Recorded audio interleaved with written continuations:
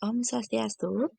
Kali ini kita akan mempelajari materi IPA di kelas 9 pada kurikulum Merdeka, yaitu materi bab 2, Sistem Koordinasi, Reproduksi, dan Homeostasis Manusia.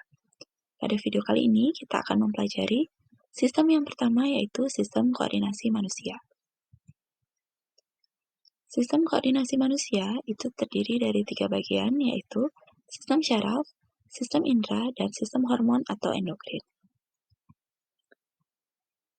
Sistem syaraf manusia bertanggung jawab dalam mengontrol dan mengkoordinasi semua bagian tubuh manusia. Fungsi dari sistem syaraf yaitu menerima, mengolah, dan merespon rangsang atau impuls, baik dari luar maupun dalam tubuh. Sistem syaraf tersusun atas jutaan sel syaraf atau neuron.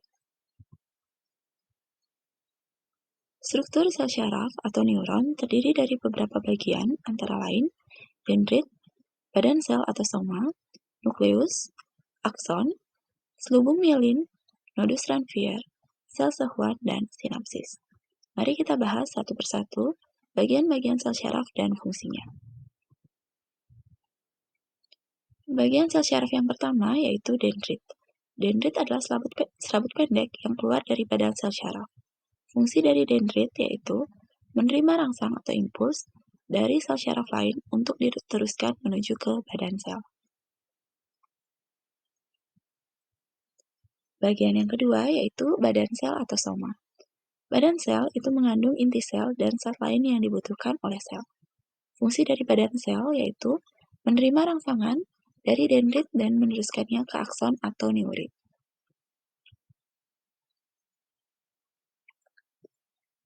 Bagian yang ketiga yaitu inti sel atau nukleus.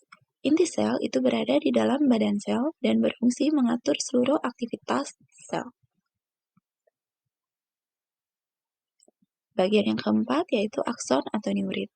Akson adalah serabut panjang yang keluar dari badan sel dan terbungkus oleh selubung mielin. Fungsi dari akson yaitu menerima rangsangan atau impuls dari badan sel dan meneruskan ke sel syaraf lain. Yang kelima yaitu selubung mielin. Selubung mielin adalah lapisan yang terdiri dari lemak dan protein. Pada gambar itu digambarkan dengan bagian yang berwarna kuning. Fungsi dari selubung mielin itu adalah membungkus dan melindungi akson.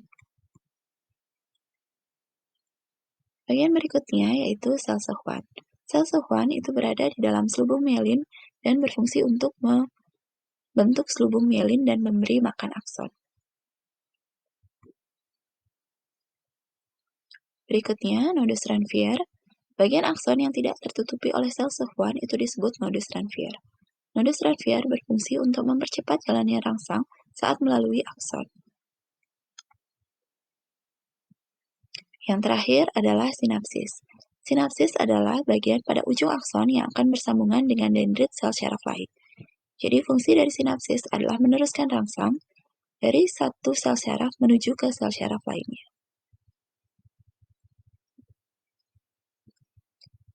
Jenis-jenis sel syaraf atau neuron itu terbagi menjadi 3 berdasarkan fungsinya. Yang pertama, sel syaraf sensorik berfungsi menghantarkan rangsang dari alat indera menuju otak atau sumsum tulang belakang. Yang kedua, sel syaraf penghubung atau konektor berfungsi untuk menghubungkan satu neuron dengan neuron lainnya. Dan yang ketiga adalah sel syaraf motorik berfungsi menghantarkan rangsang dari otak atau sumsum tulang belakang menuju otak.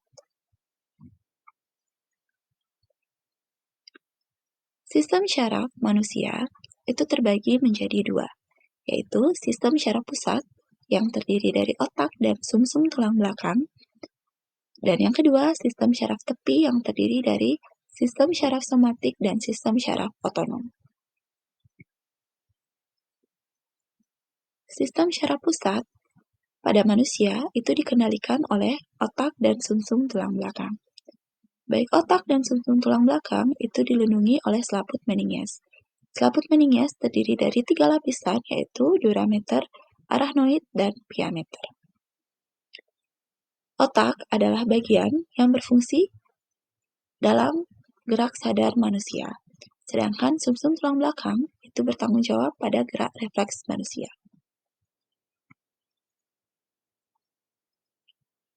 Berikut adalah proses bagaimana jalannya rangsang pada gerak sadar. Gerak sadar ini adalah gerak yang biasa dilakukan oleh manusia pada kehidupan sehari-hari. Yang pertama, rangsang akan diteruskan atau diterima oleh reseptor atau alat indera yang selanjutnya akan diteruskan menuju neuron sensorik. Selanjutnya, dari neuron sensorik, rangsangan akan dibawa menuju ke otak untuk diproses. Dari otak, rangsangan akan diteruskan menuju ke neuron motorik untuk selanjutnya dilanjutkan menuju ke efektor atau otot, dan yang terakhir, timbullah suatu gerakan. Contoh dari gerak sadar adalah saat kita ingin menulis dengan pulpen.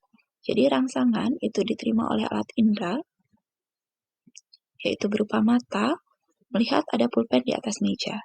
Lalu rangsangan ini akan diteruskan ke neuron sensorik, lalu ke otak, dan dilanjutkan ke neuron motorik dan diteruskan ke otot. Otot yang bekerja adalah otot tangan, sehingga menimbulkan gerakan mengambil pulpen. Yang kedua adalah bagaimana proses jalannya rangsang pada gerak refleks. Pada gerak refleks, rangsangan itu akan diterima oleh reseptor atau alat indera untuk diteruskan ke neuron sensorik. Nah, dari neuron sensorik, rangsangan akan menuju ke sumsum tulang belakang, lalu menuju ke neuron motorik, berikutnya dilanjutkan ke efektor atau otot, dan terakhir gerakan. Gerak refleks itu gerakan yang lebih cepat dibandingkan gerak sadar, karena tidak melalui otak. Contoh gerak refleks adalah saat kaki kita tidak sengaja menginjak paku.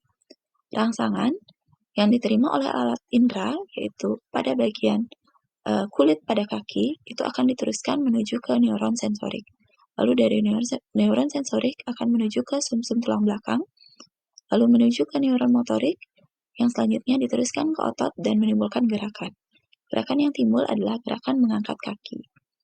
Jadi, dapat dikatakan gerak refleks ini adalah gerak yang sangat cepat yang bertujuan untuk melindungi tubuh atau badan manusia dari hal-hal yang tidak diinginkan.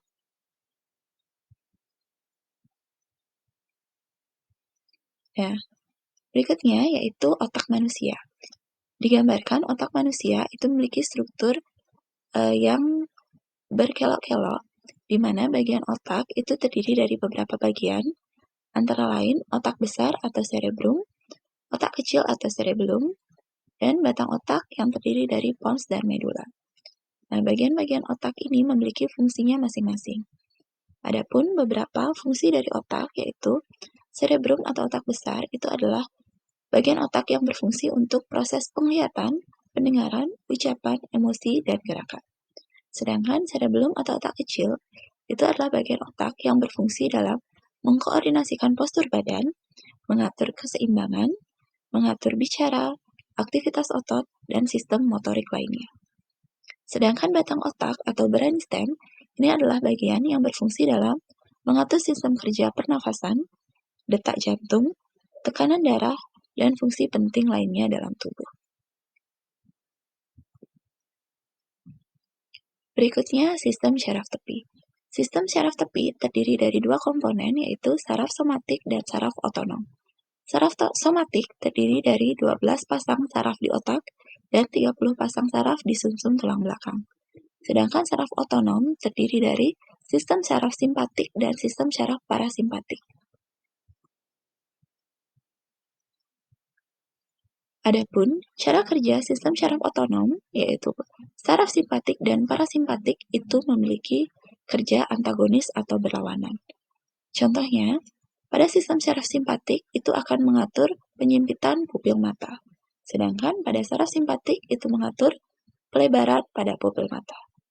Contoh lainnya, pada sistem syaraf simpatik itu menghambat sekresi kelenjar ludah, sedangkan pada sistem syaraf parasimpatik itu akan merangsang kelenjar ludah untuk lebih banyak bekerja. Nah, untuk contoh-contoh lainnya bisa kalian simak pada gambar berikut.